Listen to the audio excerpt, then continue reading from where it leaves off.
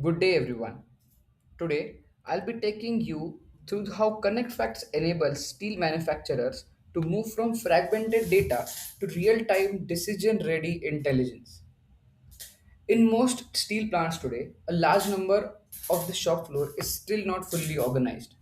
Critical production data, whether it's heat wise performance or sequence wise output, is either recorded manually or reviewed much later, which means that by the time an issue is identified, the opportunity to correct it during the shift is already lost.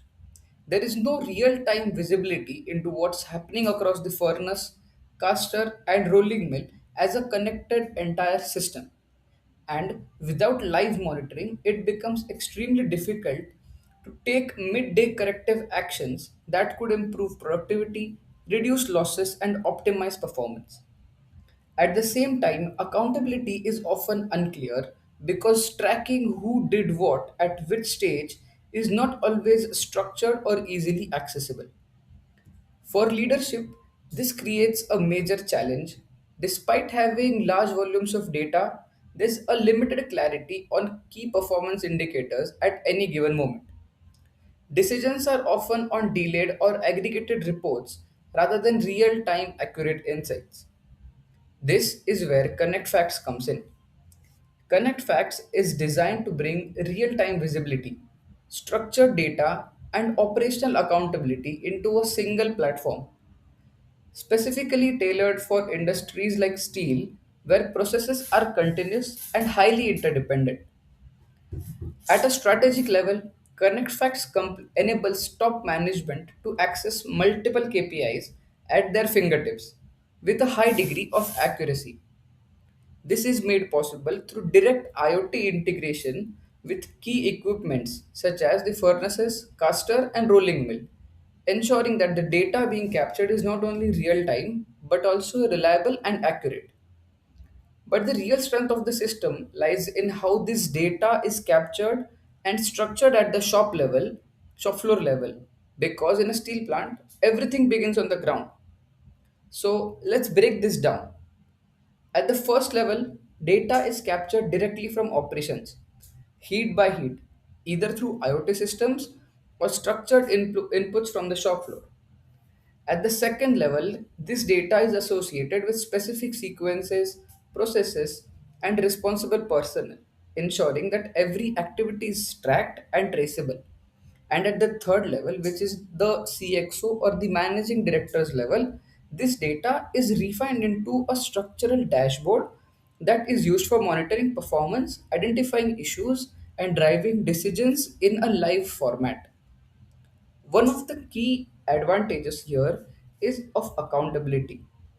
At every heat, the system records who was responsible at each stage of the process, and this enables complete backtracking, making it possible to verify deviations occurred and who was involved and what actions can be taken to avoid delays and boost production. In addition to the production tracking, ConnectFacts also integrates a preventive maintenance module called as Recap. This includes digital checklists for critical machinery, allowing teams to regularly monitor preventive maintenance. If any abnormality is detected, the shop floor maintenance team highlights it in their digital checklist and then it is recorded and assigned to the manager. Once the manager reviews and assigns back that abnormality to the team, it is then closed, worked upon, and then sent again back to the manager for a complete review of the work done. This is how ConnectFacts also ensures availability of machines, increased productivity through preventive maintenance module. So, all in all, what we get is a continuous flow right from raw operational data to structured accountable inputs and actionable insights all within a single connected system. For leadership, this means complete visibility across operations. For the shop floor, this means clear ownership and structured workflow. And for the organization as a whole, it creates a system where decisions can be made in real time based on accurate and connected data. So, now let's take a look at how this takes place in practice. and I'll walk you to the platform, through the platform, the dashboard, and how data flows through the shop floor to actionable insights. So, what I've got here is the main account login page for any CXO. I'll start with the main dashboard because these are the key stakeholders who will be able to take decisions based on the data collected from the shop floor. So, starting off while logging in into the CXO account, this is the username and password which has been entered.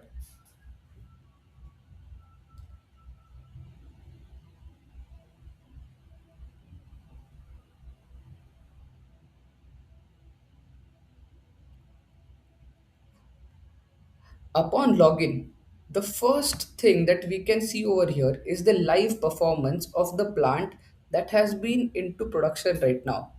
As this entire plant, the furnaces and the caster have been connected with IoT integration systems to connect facts, we can see that the furnaces, as we can see here, the three lines are running out of four.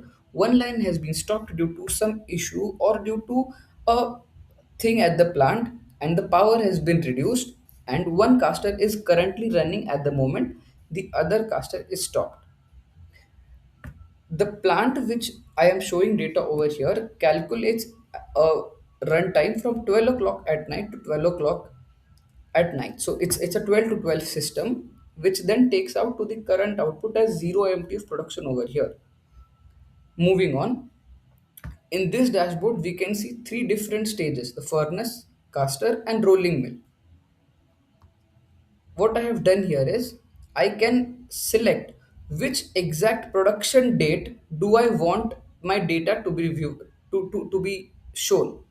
Suppose I want to see a data which is of 10 days ago, which is on the 9th of April, what was our production and how was the plant performance.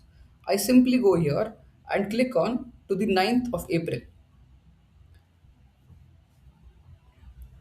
Now I'm able to see in the past performance the data which has been entered on the 9th of April. If I click on the furnace section, I can see that this plant has had an overall production of 534 metric tons with an overall equipment effectiveness of only 45.98%. So this means that the total, so this means if we have to review further performances, there are multiple KPIs which can be seen into this dashboard itself. What we can see here is the total runtime first of all, the PTU of furnaces which is running. Now this PTU reading is achieved from the power which has been collected from the energy meter of furnaces. The power which has been consumed is uploaded to Connectfacts. The overall tonnage of production is then also uploaded to Connectfacts. And with formulas that are predefined, a PTU is generated. Similarly, this runtime, which is 87.98 hours a day, is cumulative of all the furnaces that have been run on that day. Then we move on to the next important KPI, which is the average cycle time. Now, this plant has observed an average cycle time of around 141 minutes. Moving on, one of the key important parameters in furnace production is melting rate. So, as we know that MPM is a critical parameter, we keep a track of it very thoroughly. How ConnectFacts tracks it, and we can see that the observed mpm of the entire day of production was only 94 now. So this is why we showed two different KPIs: a melting with power cut and a melting rate without power cut. Now moving on to cycle time, here we can see an average cycle time with the downtime which has been included in the furnaces, and this is the actual cycle time without the downtime. Now what was the downtime? We'll come to that. So moving on to the heats, this plant has produced 40 heats in the whole day. That gives us an average of 13.36 tons per heat. And out of these 40 heats, 6 heats were above the average time, and there were 4 heats which have a centering heat, which were started as centering heats. Average time taken for those sintering heats was almost 199 minutes.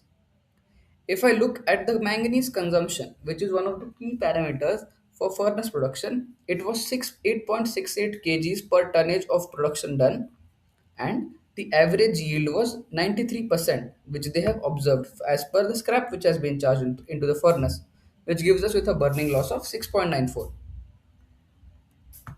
Now, moving on to the top three downtimes in our furnace, I'll I'll quickly show a downtime graph which is visible in the CXO dashboard. To have a very quick glance about what were the top downtimes into the plant, this graph is very effective to understand what are the issues that occurred on that day. The first issue and the most important issue that we can see over here is furnaces hold due to sequence break at CCM. This occurred 21 different times for a duration of 369 minutes. So it has been entered on the furnace side. The furnace shop floor people or supervisors have entered this data, which is then collected to the CXO dashboard. Now, again, furnace hold due to breakdown at CCM. So a CCM failure occurred. That's why a furnace was hold. This has occurred four different times and overall for a 16-minute issue. Moving on, so this is the caster production. Now, if I click on the caster production, just like a furnace production data is available, similarly for caster production, we have different KPIs. Now, when we enter data from how much power has been drawn from by the caster in that production day, a similar PTU can be calculated for caster as well. And production losses. Now, this plant does not necessarily record production losses on a day-to-day basis, but if they start recording that those losses, those can be entered as production day activities and losses, such as launder loss or a tonnage loss if it has occurred, or a refurnacing loss that has been occurred.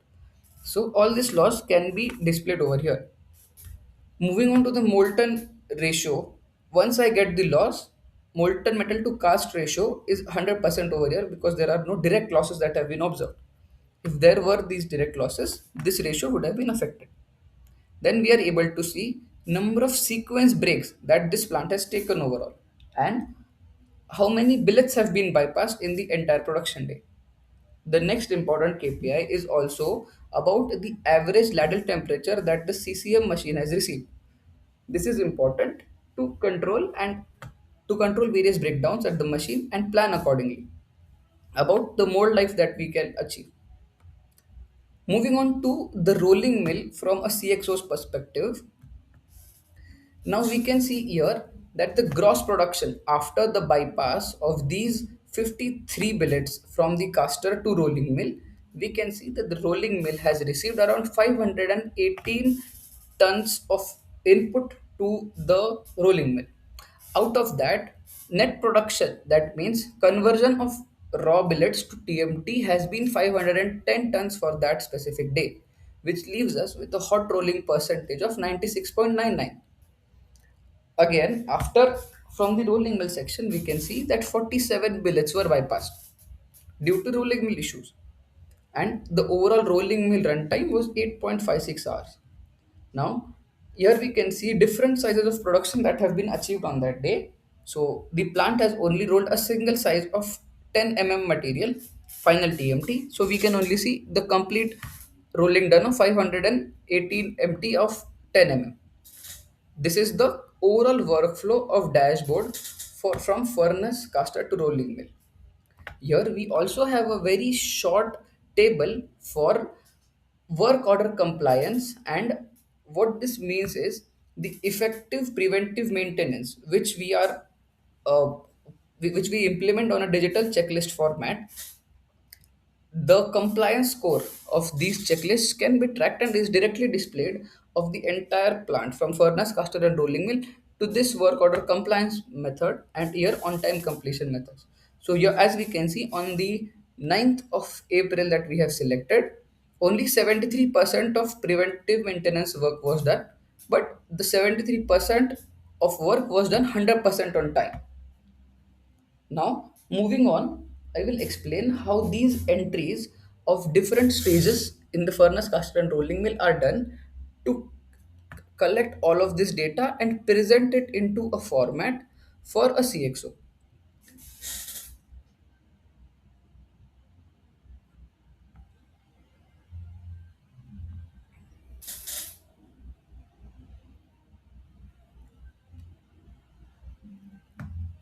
So now we can see what a supervisor or a furnace melter who is entering data will be able to see.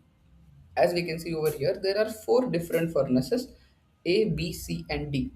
So these operators will just have to enter data into any one of these furnaces. The furnace has been integrated and linked to the IoT system.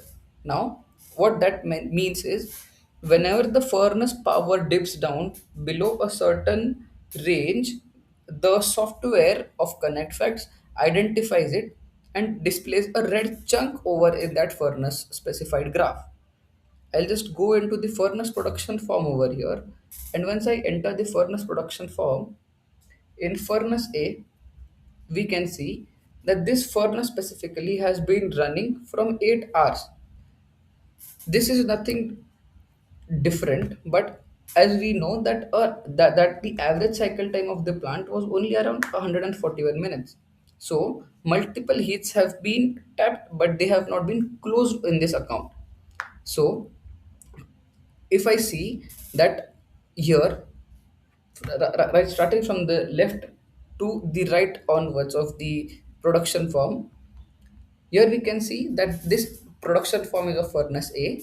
The recipe which is currently being manufactured is CRSD. The TMT grade is 550 CRS. This is the fourth heat of that specific furnace currently ongoing. The lining life count of that specific furnace right now in this heat is 7 by 24. 24 is the target for that particular plant to achieve. Power consumed is displayed over here, and then we have something called as the operator and supervisor's name. Now I select that the name of the operator was furnace melter for hypothetical situations, and the furnace supervisor's name was furnace supervisor. These two names are being recorded currently with the heats data. As I move on, I can see that there are three different tabs over here. One is the pre-process tab. In the pre-process tab, I can see only the pre-processes, the materials that I have with me available, or the materials that I have to charge. In the in-process tab, as I click,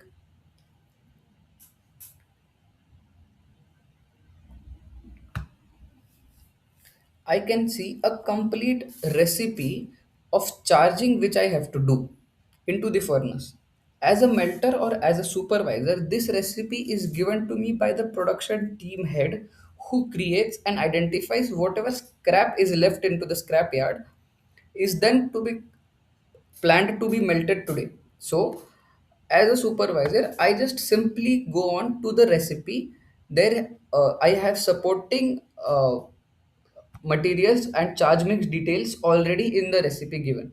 So as soon as I select on the charging type, select my charging type as a magnet, or if there is a grabber available on the plant, we can charge it via a grabber. Then I just simply click on the magnet and enter from this green button that has been unlocked of how many tons of cast iron have I charged. Suppose I charge a ton of cast iron into this furnace. Then I'll just enter 1 MT of cast iron into this. Next, how much sponge will I charge into this specific heat? Suppose, as this is a 12 ton furnace, I am aware, if the production team has planned to use almost 3 metric tons of sponge, I'll charge overall 3 metric ton of sponge. You can see in the top right corner that the total charged quantity is being added up. Suppose they have scrap which is incoming from the local market,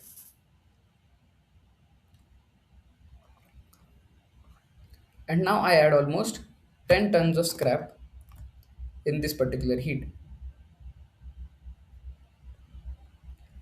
Now the total charge quantity is 14, approximately what they have charged into this heat. Now, I know that there's not only charging that goes on to a furnace. There are multiple things or multiple activities that need to be tracked. What is the other activity that needs to be tracked with a furnace is what are the different quality measures that are going on in the furnace and what is the composition of quality that we are doing. So what I'll do is I'll quickly go back from here, and as we can see that in furnace A there are two forms. One was the production form and one was the QC form. As I move to the QC form now, I will be able to see the QC form for exactly this particular heat, which is currently ongoing in the furnace.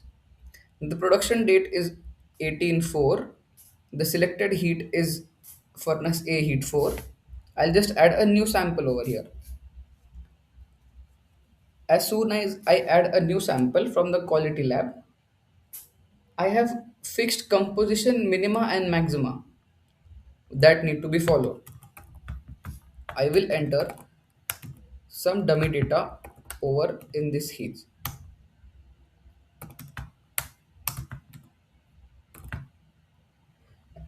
I have purposely entered different datas for phosphorus and sulfur. What I'll simply do is I'll save this sample.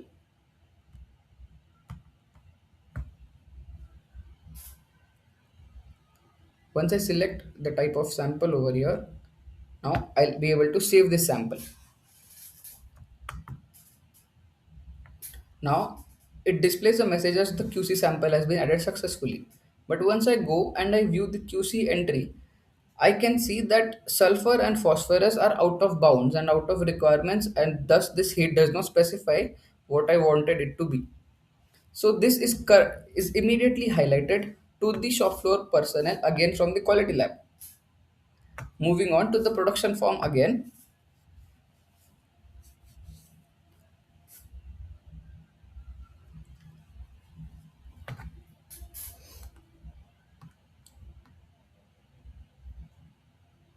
as a furnace supervisor, I already have entered what all is the charging that has gone into the furnace. Along with charging, one of the key factors is the addition of manganese. Suppose we have added 200 kgs of manganese into that specific heat to maintain composition and chemistry. Then I'll add up 200 kgs of manganese over here, which will also be recorded as into the scrap section for our further reviews. Now, the next step is to inform the software that we have tapped this specific heat. To tap this heat, what I do is I go to the end heat section, and this is how the workflow does. From pre-process to in-process. In-process, we'll inform the software about everything that has been done into the furnace, and in the end heat section we'll end the running heat which is ongoing. So moving on, we have a very short display over here called as run information. Now, as I've previously informed that the furnace is linked to Connectfacts with an IoT device. As soon as furnace, the IoT device or Connectfacts observes that there is no power incoming into the furnace, it creates a red chunk over here. It creates a red band. Now, there are only two cases why a furnace does not receive power. Either it is shut down or a heat has been tapped. If it is shut down, then it is either a planned, scheduled shutdown or a plant maintenance activity that has been going on, or it is shut down because of a breakdown, because of issues that have been occurred into the furnace. Now, as we can see, here we have developed a red chunk. When I click on the red chunk, two options have emerged. One is a downtime, the other one is an end heat option. Once I go into the downtime option, I'll be able to add if it was whether it was a planned stop, whether it was an unplanned stop, or whether it was a scheduled stop. So if it was an unplanned stop, then I'll have to specify what type of breakdown had been occurred on my furnace. So if I say and specify to the software that this type of a breakdown had occurred, in which of the crucibles I have to specify, and exactly where has the furnace issue occurred, I'll enter that data. Once this is done, I'll add it up And after adding it, I'll submit it from here. Now, as I know that I have to end the heat over here, I'll just click on the same red chunk again and end the heat over there.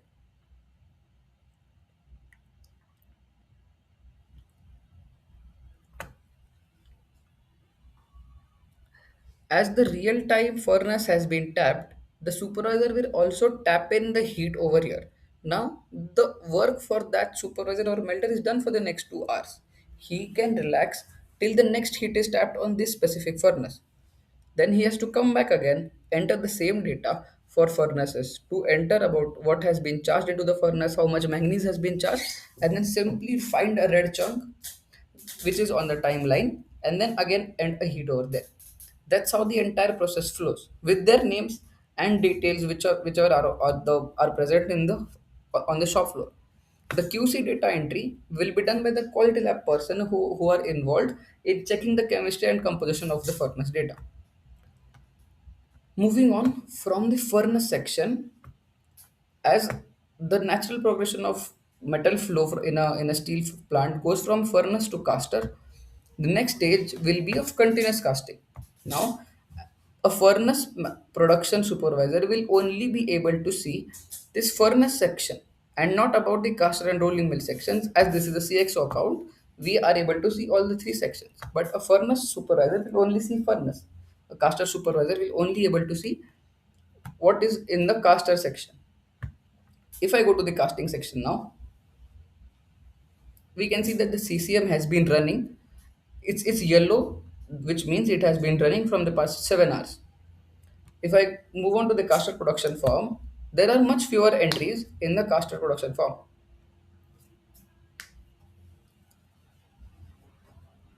Now, as a furnace is turned off, and hence we can deduct that it has a heat tap. In a caster, power does not fluctuate like it does in a furnace. So we have to enter at a given particular instance that this ladle has been emptied and the next ladle has been started onto the casting machine. So what I'll do is I'll select the name of the operator over here. Suppose his name is foreman and the supervisor's name is casting supervisor. And as we can see, heat number 4 from furnace number A has been already waiting for us at this caster to start up. This is the previous heat, but the heat number 4 was one which we just closed out. What I'll do is I'll enter the ladle temperature which was observed at the furnace. I'll enter the volume of heat that has been observed in in tonnage. I'll enter the Launder loss that I'll observe, and I'll enter the Tundish loss. Once all of this is done, I'll just start the next heat. I'll click on furnace A as the new blue block and I'll start the heat. Once I start furnace A as a heat, we'll be able to see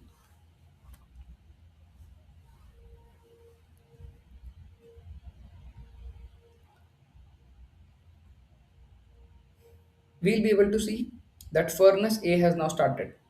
If I go into the process parameters, I'll be able to see what is the current casting speed that the caster has been run on, what is the billet temperature that we can observe, what is the zone water flow, what is the ring water flow. All these parameters can be tapped from the IoT device which has been connected with the caster. Now, once we have uploaded or once we have started the ladle on the CCM machine, the next natural progression is to make billets out of CCM. Once billets are made, only then any steel plant calculates that this is the amount of production that has been done from that specific heat. So if I move to the in process section of CCM and I move to the production section of CCM, I can see that there are multiple billets that I'll have to add up, I'll just have to set up a number of billets that have been passed on to the rolling mill. So suppose I go here and I know that a billet size of 175 175 inches was being cut at this given point in time. I'll just simply select that section. Weights have been predefined into Connectfacts, and the calculations which quality personnel do on a daily basis regarding kgs and the errors which come along with it are completely eliminated with the help of Connectfacts because the weights are already predefined. So once I enter that 175 inches of billet was cut, and as you can see there are multiple section sizes that we can add up. So I'll just add the input billet size over here. Now, as a casting supervisor, he will enter how many billets have been accepted by the rolling mill and how many billets have been bypassed by the rolling mill. How many billets have been bypassed due to a rejection in the or a misroll in the rolling mill. All this data is then stored up and then entered. Suppose the mill has bypassed billets because they were cold, temperature was not being matched by the CCM, and then on top of those 5 billets, they accepted the other good 35 billets that were present in the caster. And if by chance we have observed that a piping has been occurred, and I'll enter one piping as the production data, or one piping, and the bypass has been occurred because of piping issue at the rolling mill. Now I can see that these three different entries have been already set into connect facts. Once I accept these entries and once I end the heat over here, we'll be immediately able to see